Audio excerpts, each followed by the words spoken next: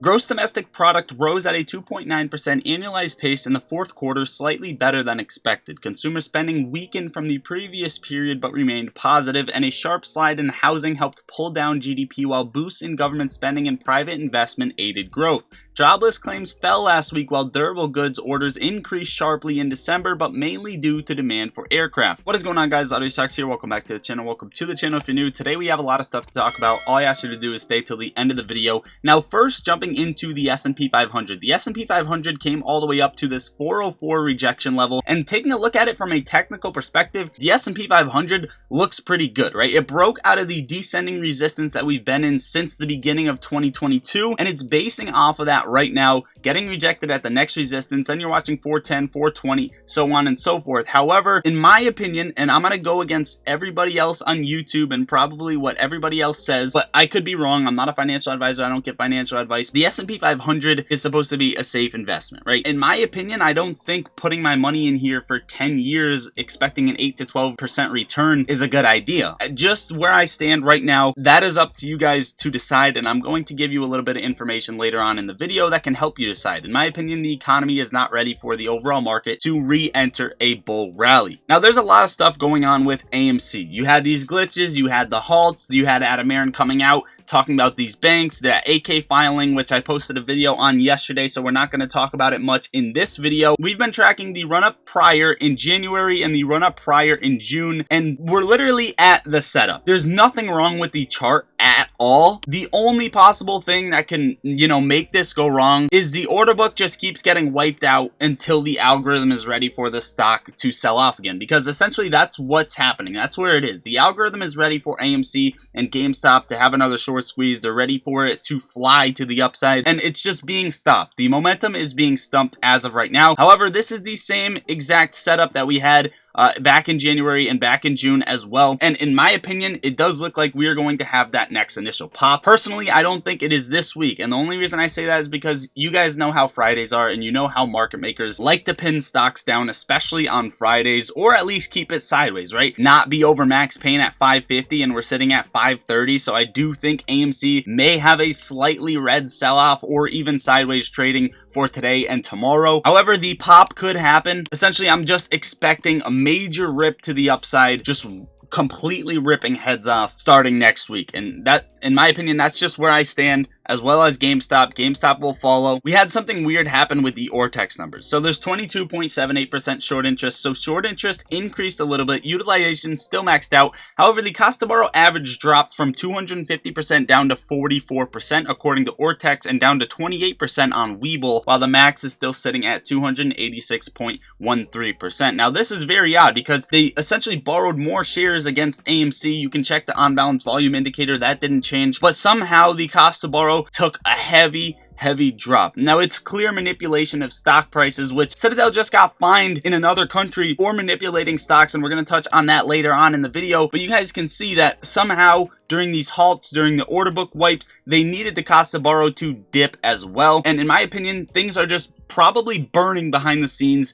that we don't see right now, which is a good sign for AMC. However, it's a horrible sign to see the amount of corruption that is happening right now. Speaking of that, it's January 26th. Tomorrow is the peaceful protest at the SEC headquarters. You guys let me know in the comments down below if you are going to that. 6.15% short interest on APE, 85% utilization. Cost to borrow still at 8%. APE has been outperforming our meme stocks and the overall market in general, so that's a good thing to see. Also, a lot of people are getting offered by Fidelity to lend out their shares on AMC for a very high price. I've seen that, and that could essentially be because they don't want the vote to go through for the conversion or the reverse split, or one or the other, right? Because once you lend out those shares, you do not have proxy voting rights within the company that your shares are lent out with. So according to Stonko Tracker, Bed Bath & Beyond, 0 shares available to borrow at a most recent fee of $182, and you can see that, they just stumped the momentum until the volume faded away. Millions of short exempts until they finally was able to drop it to 373 when people started losing faith. What happens is retail just jumps in, pumps up FOMO, gamma, this, that. They just make extra liquidity to keep the price at the same level. It doesn't go up, it starts to drop, and then retail starts to sell off, volume starts to fade, and essentially the play is just over, right?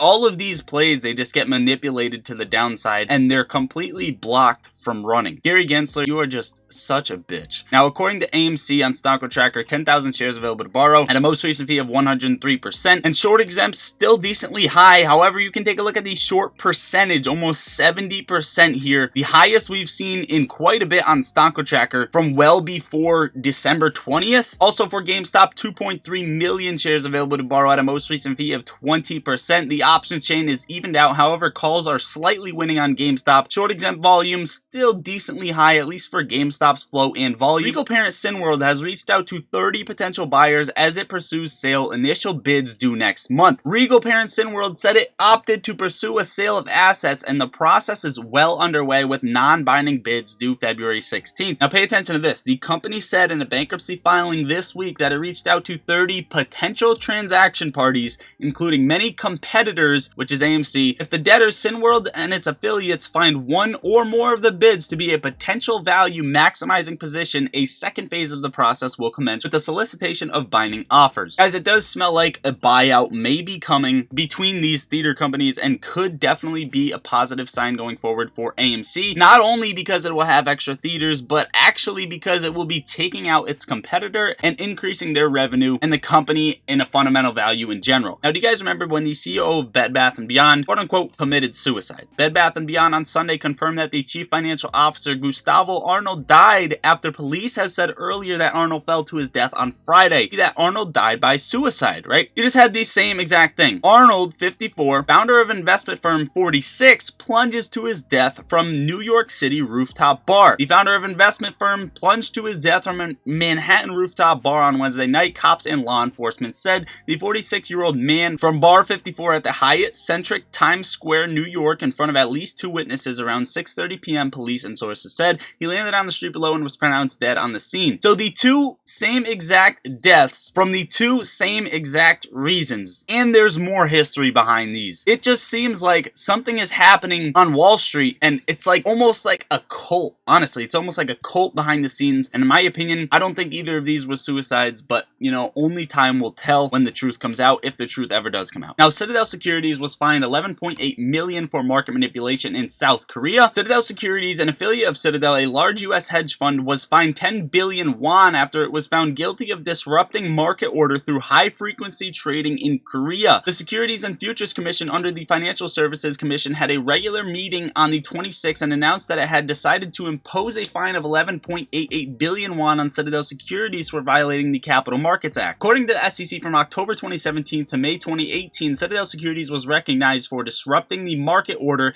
in a total of 264 domestic stocks, a total of 6,796 trading sections. So boom, guys, you have it right here. In another exchange, Europe banned payment for order flow. Citadel was fined in South Korea. Yet our SEC, Gary Gensler, nothing changes, right? Citadel can just do whatever they want, essentially, and there's never any jail time. Following that up with some extra DD, investors should avoid U.S. stocks for the next 6 months, according to JP Morgan. Distress levels in European real estate are at the highest in a decade, in part because of a decline in liquidity. Some of the world's biggest real estate funds are limiting withdrawals and redemptions, and the ECB risk watchdog is warning that a downturn in commercial real estate could morph into a systematic risk for banks. 175 of global real estate credit is already distressed. Again here, global property market faces $175 billion debt spiral, and the IMF has warned that an abrupt change in Japan's ultra-loose monetary regimen would have meaningful spillover effects on global financial markets. Also, more layoffs, IBM to fire 4,000 people. Now guys, some disclosure, I still hold on to my BTB shares. This did break to the downside out of this parallel channel. A lot of the times you do see a scale to the downside before actually ripping over these parallel channels, however, not in the most cases. This also doesn't have a ton of volume and a ton of people picking it up, right? A ton of retail isn't looking at BTB, so it is an issue. I am holding it either way, and I do think that whatever happens to AMC, GameStop, and the other meme stocks